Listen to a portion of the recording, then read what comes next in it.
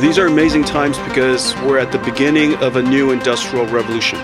This is the heart of U.S. exceptionalism. Nvidia has the Midas touch in Silicon Valley, revenue growth year on year of 200% or more.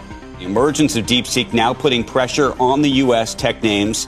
Some people have said that DeepSeek has shown that the US is behind on AI and that China is creeping forward. It turns out that you can possibly build a model which is almost as good as the very best in the business without having access to Nvidia's best chips, and made at a fraction of the cost.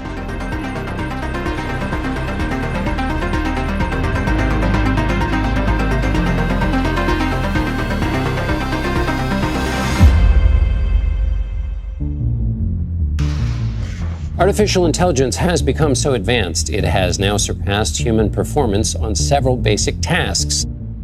Over the past few years, we've seen a real revolution in the artificial intelligence industry. A lot of companies and labs got set up to develop this technology, and they found that it was really important to scale what they were doing, to apply more computing power, to ingest more data, to come up with smarter algorithms to do that. And what they found was that Nvidia's chips were fantastically flexible and good at performing all of the functions that they really needed to build AI. It's basically had a second life, which has surged it to one of the most important and valuable companies in the world, and they've become the hottest commodities in tech. Let's talk about DeepSeek, because it is mind-blowing and it is shaking this entire industry to its core. It turns out that you can possibly build a model which is almost as good as the very best in the business without having access to Nvidia's best chips, which don't make their way to China because of export controls. So DeepSeek seems to have done what it can with what it has, with quite remarkable results. The release of DeepSeek AI from a Chinese company should be a wake-up call for our industries that we need to be laser-focused on competing to win. DeepSeek is a Chinese AI company which burst onto the scene. It was relatively unknown before, and it has these capable models which are beating a lot of the rival companies, all matching a lot of their capabilities. What seems to have happened is that DeepSeek has found workarounds. It's taken shortcuts. It's found new ways to train the algorithms to get them to a similar level as OpenAI's. Now, we don't fully know exactly where DeepSeek's technology came from. That's going to emerge over the coming weeks and months, if at all. The sort of frightening thing for the US competitors is that if the export controls were effective, it's almost like what's happened is that DeepSeek has found a way to make apple pie without using apples. After DeepSeek came out with their reasoning model, the US stock market clearly freaked out, and $1 trillion was wiped off the value of the leading US tech firms in one day. The phrase of our time seems to be the Sputnik moment. Originally, when the Soviets put up the first satellite in 1957, the Americans panicked and thought that they were getting a technological edge over them, and therefore invested massively. Some people have been talking about DeepSeek and the development of its reasoning model as another Sputnik moment for America. AI is a tool, it's entertaining, it does things for businesses, but it's also a weapon. And it's really important to remember that when you're thinking of the response to all of this from DC.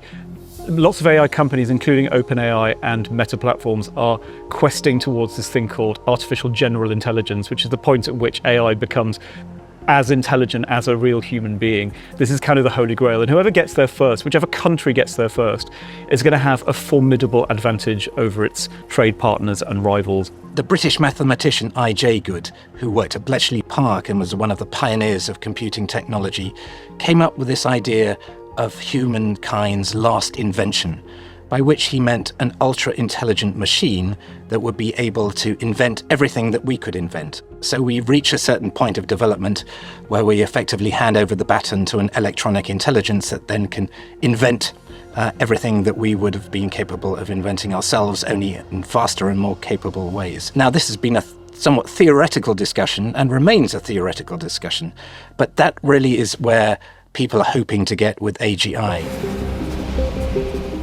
In this race between the US and China to attain hegemony in AI, the US has been looking to kind of hamstring the Chinese. They don't think it's very sensible for them to export their state-of-the-art chips to enable the Chinese to develop very powerful AI systems. Our export controls, not backed by tariffs, are like a whack-a-mole model where they get prevented over here and China figures out a way around it over there. We've got to find a way to back our export controls with tariff model so that we tell China, you think we are your most important trading partner. When we say no, the answer is no. It's a respect thing. First, Donald Trump and then Joe Biden have imposed quite strict export restrictions, both on the chips themselves and the equipment that is used to manufacture those chips. And this has undoubtedly had a big impact on the development of the Chinese chip sector and the AI industry as well. But perversely, that restraint has in fact acted as a great spur to innovation within China. Some people have said that DeepSeek